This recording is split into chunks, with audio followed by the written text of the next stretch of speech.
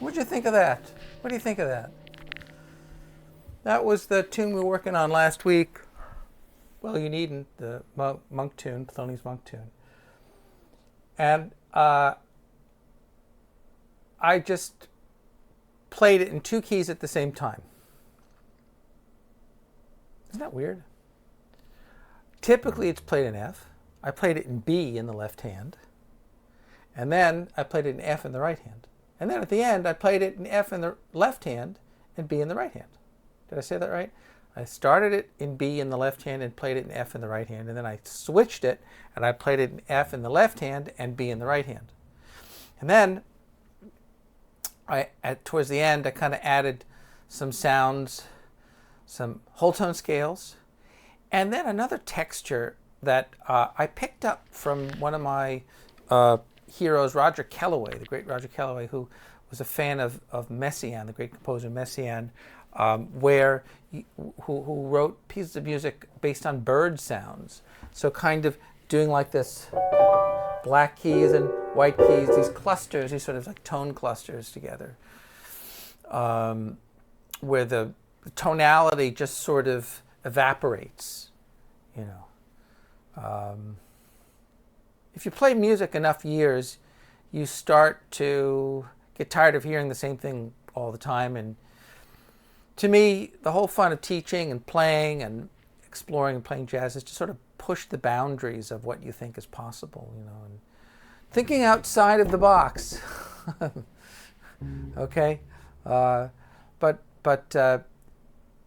we were discussing, how is this possible? What is the music theory behind that? Well, it has to do with this idea that you can take a dominant chord and replace it with another dominant chord, a tritone away. And we explained a tritone, 3 whole steps on the piano. This sound dead set in the middle of the octave. So if I have an F7, I could replace it with a B7. That's an F7 in the left hand and a B7 in the right hand. Or let's reverse it. B7 in the left hand, F7 in the right hand. Isn't that an interesting sound? It's a very interesting sound. Now we have a few redundant notes. So there's an A here. That's the 7th of the chord, if you consider it a B chord, because B is in the bass. I have an A here. Typically we try to avoid doubling notes. So I might get rid of that A, let's just say. I have the F natural, or the E sharp, depending on how you look at it, and the C, and the D sharp. So the C is the flat 9, the F is the flat 5, or the sharp 11. I have the 5th here. Usually we get rid of those sounds. Typically I would play the 3rd down here, which is D sharp, but I'm playing it up here. And I could get rid of that F sharp maybe. It kind of lightens it up. Or I could put it back. Gives it more of a prickly kind of sound. Or I could take it and put it up here. I mean, these are the things that you can do to experiment with and adjust your sound. And over the top of that, this whole tone scale. So that whole tone scale encompasses a lot of those notes: B, C sharp, D sharp, E sharp or F, G, A. So these indeterminate, these symmetrical scales where you don't have a series of whole steps and half steps where the distance between the notes are getting closer together and farther apart. You know, you have just something that's just like a chromatic scale is a symmetrical scale. That's all half steps, right? And then something like this, which is just a cluster of notes, which is like, you know, maybe 2 chords, a half step apart, like that, you know, and you're kind of blurring the tonic, you know, blurring the tonality that you're in. That and it doesn't have to be jazz, but jazz is often associated with kind of stretching the boundaries of tonality. I think, so I don't know, but I'm still kind of struggling with my hand. It's interesting. When you have a finger that's numb, it not only do you kind of like not lack awareness of the finger itself, but judging distances now for me is much more difficult. It's kind of odd, but like I can do distances, I can do octaves. I kind of know where they are, but I don't get the same feedback. So you're kind of playing in the dark. I have been trying not to play too much and just doing my gardening. It's like the last month. I really hope my tomatoes come out. I don't know. Anyway, let's play another song. Let's just play a bit. This is Labor Day, by the way, and so happy Labor Day. And we can all read about how important Labor Day is online. We wouldn't have mattress sales if it wasn't for Labor Day.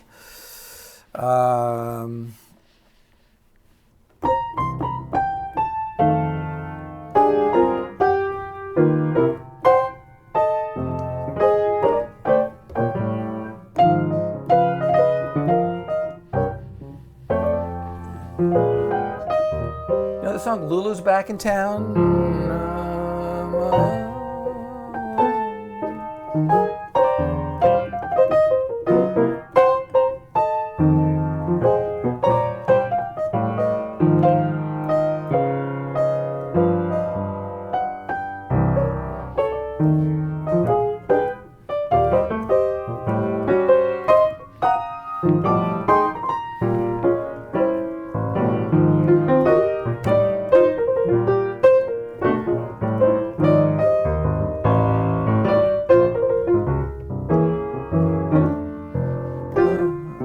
Has good lyrics too, but I won't sing it today. I'll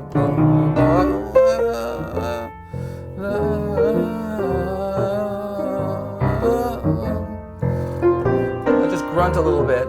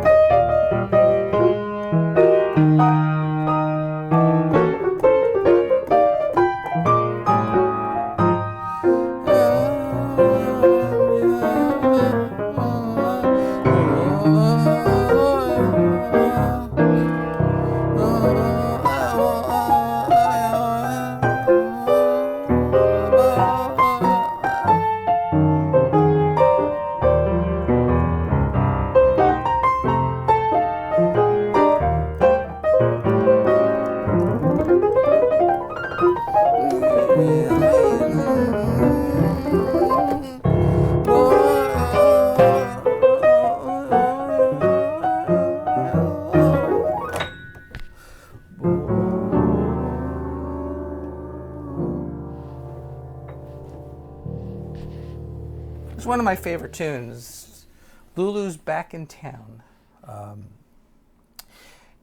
You can play the tune several different ways. I did it in E flat. Sometimes you can just start with E flat, F. So it's E flat, F7, B flat 7, E flat, or sometimes I start with the sixth chord, C7.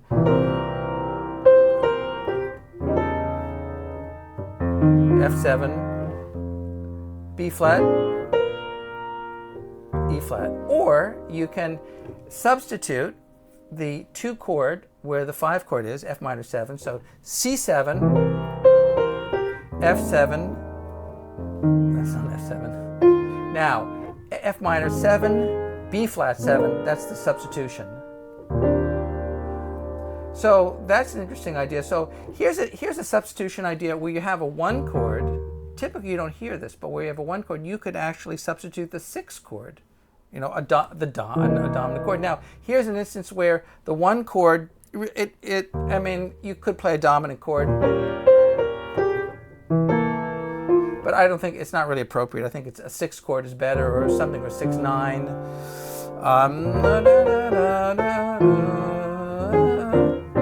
So if you're playing the tune several times or several different variations, right? Maybe you do it one way the first time and one way the second time, so you kind of maintain the listener's interest, you know. Which would you start on? I don't know. I mean, you know, if I start on the E,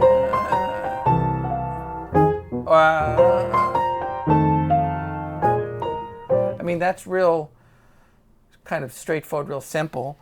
If I start on the C, it's a little bit more dissonant.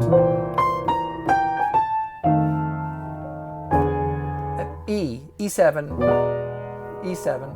There's a tritone substitution right there. The E7, what's that a substitution for? Well, B flat. That's a substitution for B flat. So you have two choices to use to substitute the dominant chord. You can go 2, 5, 1, or you can do 2,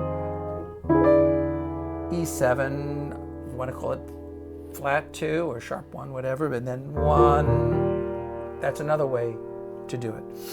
All of those kind of keep the song sounding fresh, so you don't have to do the same thing. Or you could just go F7, 5 of 5, secondary dominant, 5, B flat, 1. That's 3 different ways to do the same thing. Or, you know, 6, 2, 5, 1, 6, 2, 5 of 5, really. I call it 2, it's F7. 2 would be F minor. 5, 1, then 4 chord. Now, 4 of 4, C, D flat 7. That's also a substitution for 3. 3, 6, 2, 5. It's all interweaved together, but it goes to A flat. A flat minor. There's other chords you can use. 1 in G minor or G7 or E flat in first inversion. 6, 2, 5, 1, and scales. Well, the pentatonic scale, the black keys,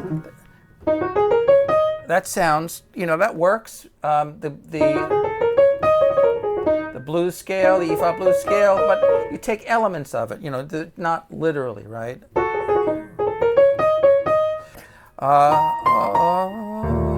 The pentatonic, that's a good one. 1, 2, 3, 5, 6. And you can kind of blend all of those scales together.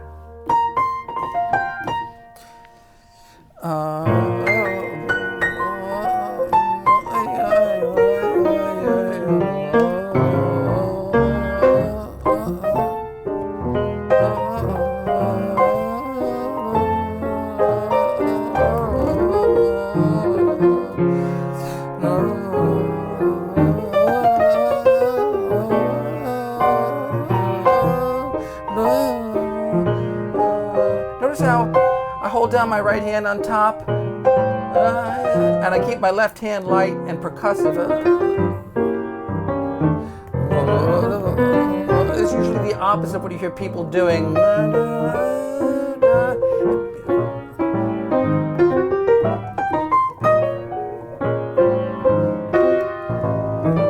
You want sustain from the melody.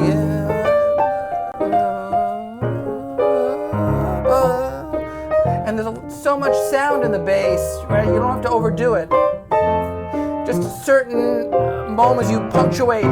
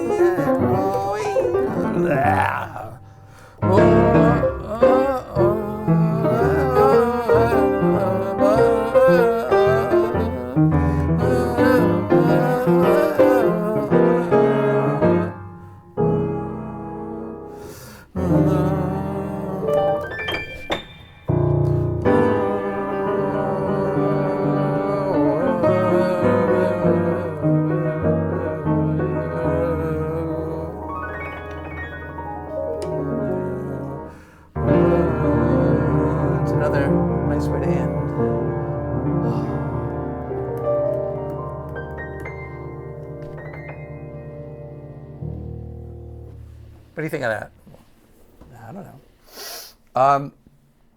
Used a lot of different textures there. In general, the type of style I'm playing is called stride, and it's called stride because you're taking your left hand and you sort of play a bass note and a chord. So you're keeping a beat, right? You're the bass player and the guitar player at the same time. That's bass, guitar, right?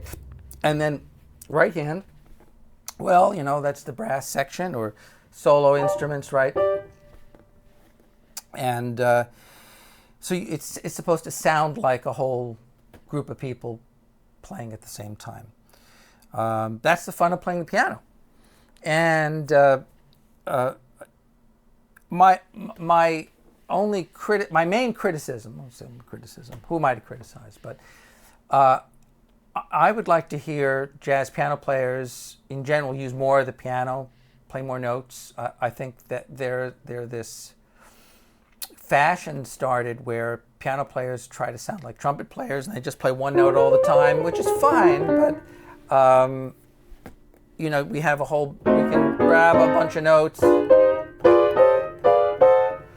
and to me that's more colorful. By the way, rather than just grabbing a bunch of notes like that, the word is voice them. So in this instance, you can pick one note, let's say the top note, play that louder, long, and the other note soft and light. It takes a while to learn how to connect that. I'm just doing diminished chords.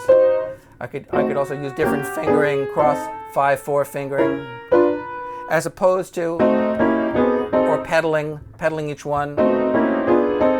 I could pedal each chord or leave the pedal down, but that becomes a big mush. So you could play the same passage in the same way, just using different fingering, different phrasing, and it comes out differently. And that's why we all learn classical music, because that's kind of the training ground for all this stuff for 300 some odd years of piano music. When with the piano was kind of sort of invented in the 1700s by Cristofori. So the piano has been evolving up until maybe, I don't know, late 1800s, early 1900s, and it kind of stagnated, and it's pretty darn good. I mean, I don't know if I would improve it particularly, but the whole idea of the piano was that you can get louder and softer. I mean, it's such a simple concept, but that really wasn't possible with keyboard instruments, with the exception of, say, pipe organs. But even individually, even in an organ, right? I mean, you have a tradition like a bellows blowing air through pipes on a pipe organ. But even on an organ, you can't play one note of a chord louder than the other. I mean, you can only do that on the piano. You can't do that with a harpsichord. You can't do that with any of the early Baroque instruments, the clavichord or the virginals, or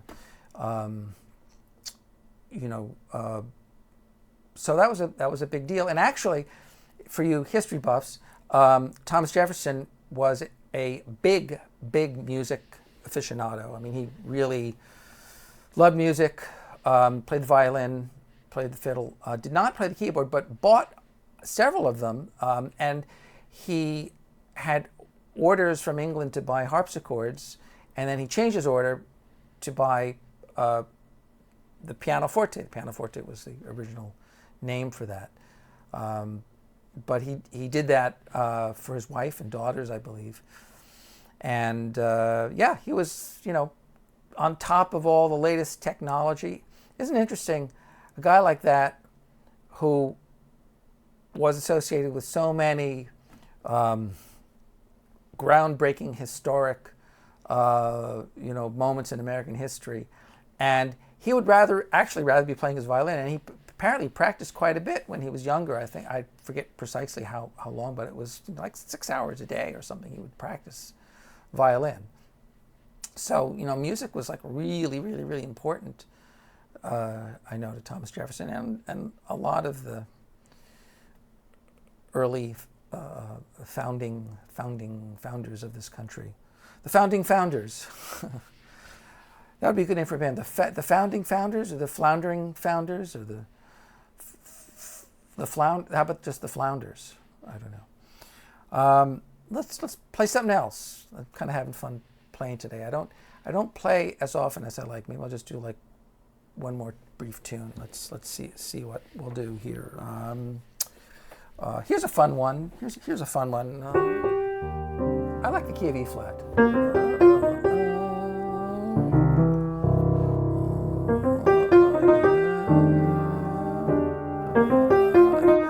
Watch what happens. Do you know that song?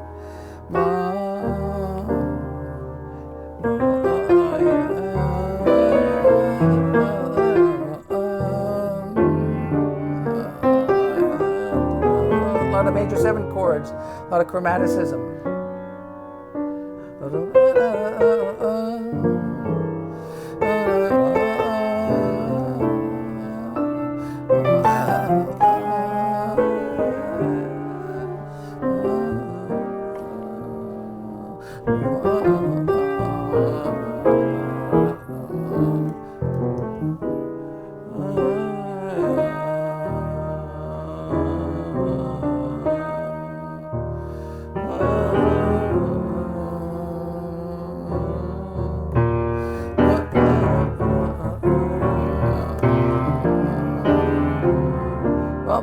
I think we've achieved our mission today.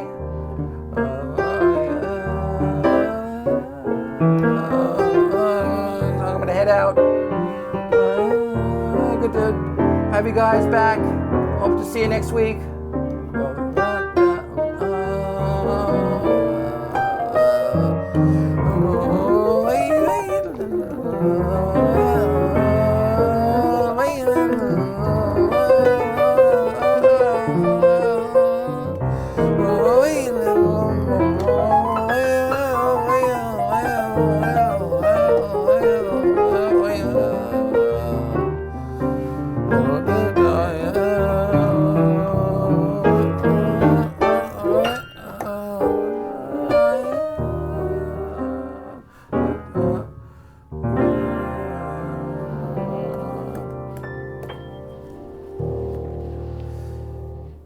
See you guys later.